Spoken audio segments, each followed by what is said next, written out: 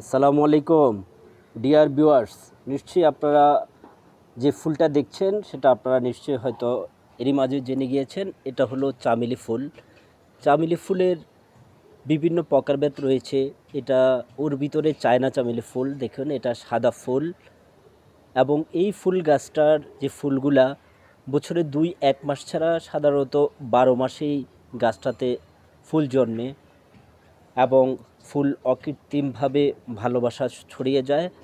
আর China চামেলি ফুল গাছটা যে কোনো জায়গায় যে কোনো জায়গায় এটা হয়ে থাকে এবং টবেও এটা ভালো জন্মে। এই গাছটি এই টবে প্রায় 4 বছর থেকে রয়েছে এবং এই গাছটি যখন আপনার শীতকাল আসবে তখন আপনারা ঢাল কেটে দিবেন।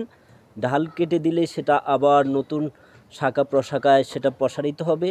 আর আপনারা এই পাতাগুলোতে কিছু ছত্রাকের আক্রমণ হয়েছে, নিশ্চয়ই আপনারা দেখছেন। আমি হলুদের গুঁড়া ভিজিয়ে স্প্রে করছি, আশা করি খুব দ্রুতই সেটা সেরে উঠবে। এবং ইতিমধ্যেই এই যে এগুলো ছিল এগুলো কিন্তু সেরে উঠেছে এবং এগুলো খুব চকচকে সবুজ পাতা।